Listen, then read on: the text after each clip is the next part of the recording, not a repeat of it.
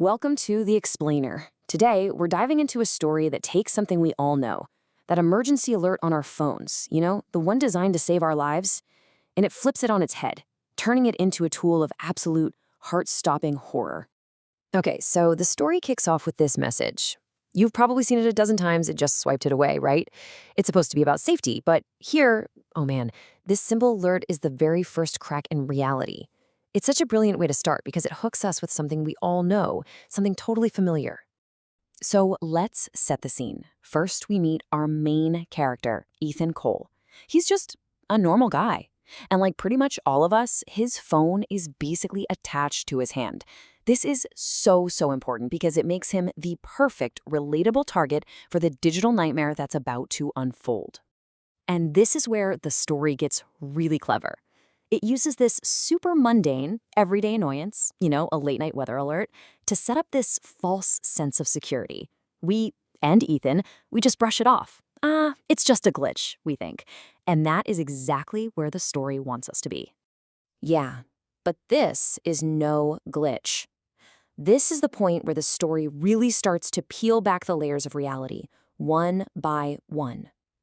And what it reveals underneath is something intelligent and something deeply malicious.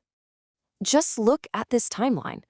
Look how fast this escalates. We are talking about 5 minutes. 5 minutes. In less time than it takes to make a cup of coffee, this thing goes from a generic warning to a threat that is personal and terrifyingly direct. The pacing is just relentless. It doesn't give you a second to breathe. It's just pure anxiety fuel. Okay, and here is the first real twist of the knife. See, a normal alert tells you what the danger is, right? A tornado, a flood.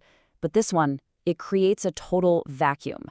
By telling him not to look, it forces his own mind to fill in the blanks with something way worse than anything the author could just describe. The real horror here is the unknown, and it's just outside his window. And then this. This is the moment everything flips. The whole dynamic just changes. That alert system, it's not just broadcasting a warning anymore. No, it's become an observer. It's not a warning for Ethan, it's a message to Ethan. He's not just some random person in danger anymore. He's been specifically chosen. So up until now, this whole threat has been digital, right? It's just on his phone, but now it crosses over into the real world. It starts breaking the fundamental rules of physics, and all of a sudden, Ethan's apartment doesn't feel like a shelter anymore. It feels like a trap. The writer uses such a simple sound, a tap. Just a soft tap on the window. But it creates this unbearable tension. It's not loud, it's not violent, it's deliberate. It feels intelligent. It's the kind of sound that says, I know you're in there. And here is the little detail that makes this whole thing absolutely terrifying. The story makes it very clear. Ethan is on the 4th floor. There's no balcony, no fire escape, nothing. So that tapping, it's not just spooky, it is physically impossible, which means whatever is out there doesn't play by our rules. And now, look at what his phone is doing. Its role has completely changed. It's not just warning him anymore. It's giving him this terrifying, real-time commentary of his own impending doom. His phone has become the play-by-play announcer for a horror movie, and he's the only one in it.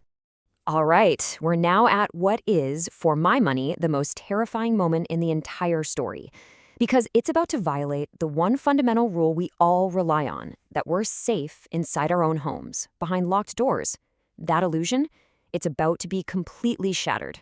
2 words, that's it. That's all the phone says, and it is enough to send you into a pure panic.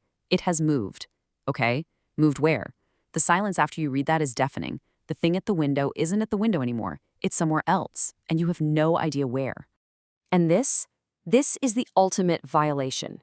The basic rule of horror has just been rewritten. The monster isn't trying to get in anymore. Why? Because it's already inside.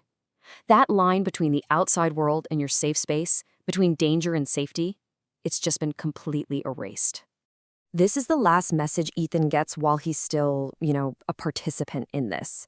And it's not a warning, it's a verdict. It's like the entity is a judge passing down a sentence. It confirms his fate and just snuffs out any tiny flicker of hope he might have had left. The story denies us that final big confrontation. There's no monster reveal, no final jump scare. It just ends with this cold, quiet aftermath. We get a police report, something that tries to apply logic to something completely impossible, and that somehow makes it all feel even more real and deeply unsettling. And that's what makes this horror stick with you. See, we, the readers, we know what happened. But the police, all they see is an impossible crime scene. The windows are locked, doors are sealed, and a man has just vanished into thin air. There's no logical explanation for any of it, which means that fear can never really be contained or explained away. And then they find the final chilling piece of evidence. It's the clue that ties this whole impossible event right back to where it all began. The police find his phone, and there's one last notification still visible on the screen, time-stamped just a minute after his neighbor heard the doorknob to his bedroom turn. And this is just the genius of the ending. The story holds back the most terrifying detail of all. It doesn't give us the answer. Instead, it leaves us with a question. It leaves this blank space for our own minds, our own worst fears to fill in. So what final, terrible message do you think was waiting on that screen?